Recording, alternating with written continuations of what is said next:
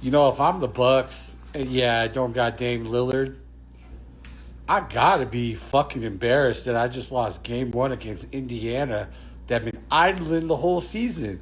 Like, Indiana's always in the fucking playoffs, no matter how shitty they play during the year. But if I'm the Bucks, I got Giannis, who is a game changer.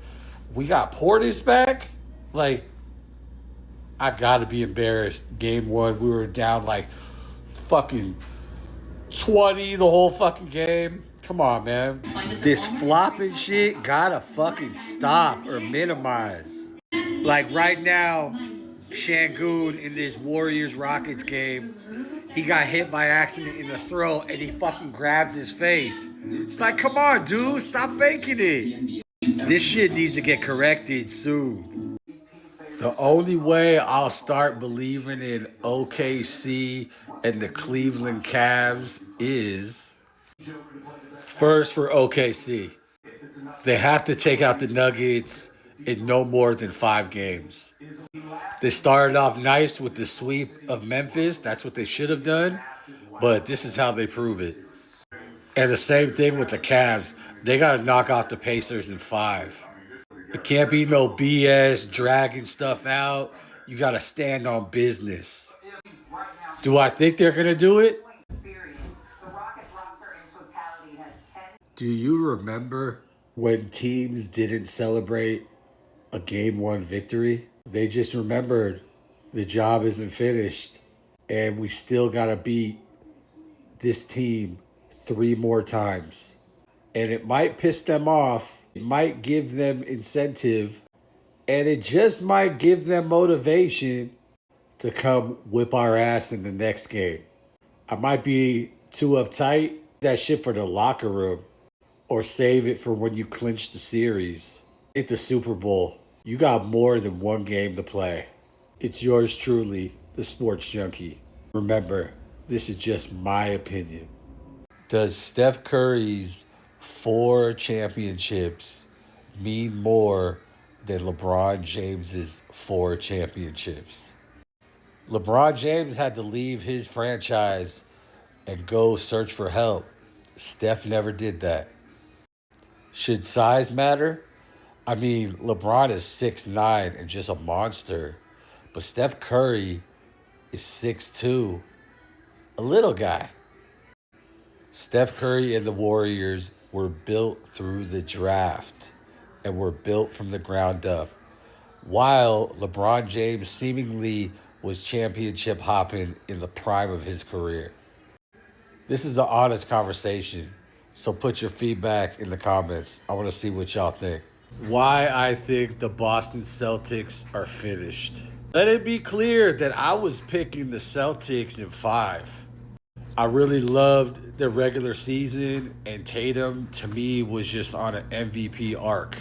If the Warriors are not in it, Knicks are my team. They are balling out right now. It is just wild. I mean, how many 20-point deficits do you have to come back from? But my thing is, as soon as I give Jason Tatum some grace, look what he does. That last shot, if you are a superstar, how the fuck you getting blocked like that? Where's Jalen? Where's the supporting cast? And damn, could Porzingis do a goddamn thing besides being injured? Excuse me, have an illness? What a true Warrior fan thinks about Draymond Green. I love Draymond and everything he brings to the team because honestly, we would not have these 4 championships if it wasn't for him being a key piece. But goddamn, we should have 5 if it wasn't for his antics. And game 2 against the Timberwolves, come the fuck on. When we lose this guy behind me, obviously, Draymond, we cannot lose you. You are a key piece, and your value goes extremely up when this guy is not in the lineup. And you could not be calmed down last night. Steve Kerr had to take you out of the fucking game. And then you have the nerve to be mad about the fucking narrative? You are going to cost us this possible title run. Draymond Green, I love him and hate him at the same time. Why OKC is still not respected. Wait till the end for the most important fact. If you look at my previous post, I said that OKC had to win in 5 to be respected, in my opinion. What do? They blow game 1, and then they blow game 3. And their MVP, Shea, what's he doing? He's walking off the court smiling after a 9-point loss. And those two things just void out the blowout in game 2. OKC has a squad, and they ain't doing shit about it. They ain't standing on business. This is why the whole year everybody's like, OKC, but I never trusted them. Look at my previous post. I guess the sports junkie knows what the fuck he's talking about. Why Damian Lillard should leave the Milwaukee Bucks. First reason and main reason, this morning Giannis said that he's open to trade ideas or possible different destinations.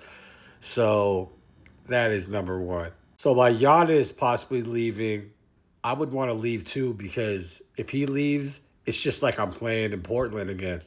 And there's got to be something in the water in Milwaukee, because Dame got all these injuries. Like, he got blood clots. He's 2 out of the 3 years he's been there, he's had ACL tears. So there's something in the water in Milwaukee. I'm sorry. And bottom line, when you look at it, he is still skilled as hell, but he is running out of time, out of Dame time on his career. So he needs to make a decision quick. NBA draft lottery initial thoughts. This is the first time I kind of feel like maybe the NBA is rigged. So you're telling me the following offseason, after they make one of the biggest trades in history, meaning Luka gets traded out of Dallas, they got the number 1 pick? How does that even make sense?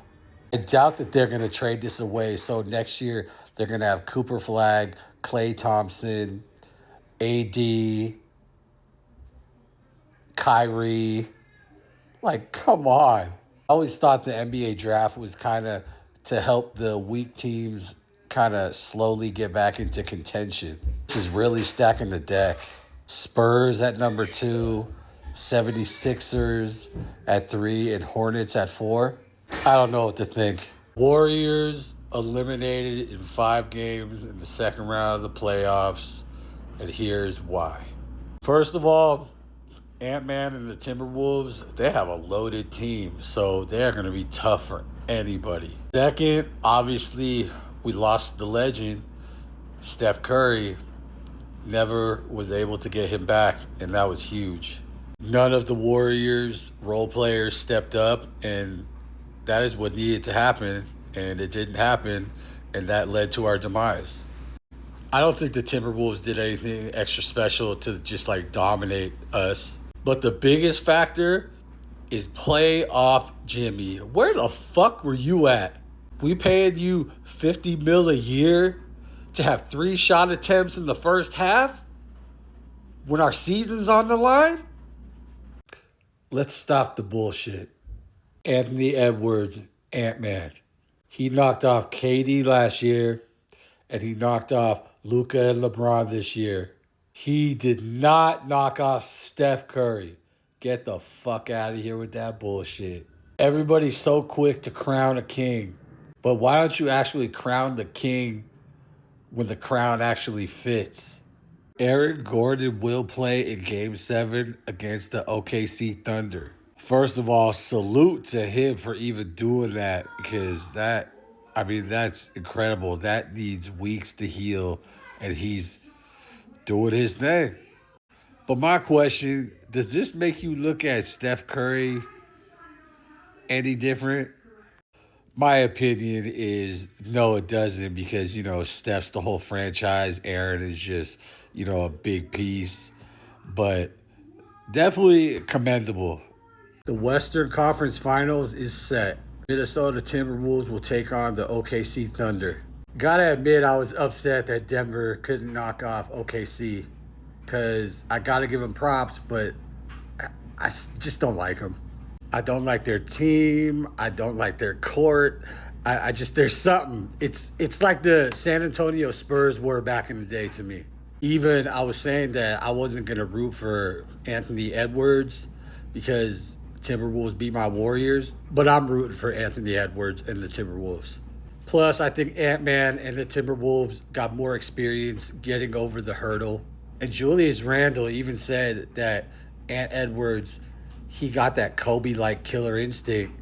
And Julius was around Kobe. That's his mentor. But bottom line, this is going to 7, and it's going to be a great series.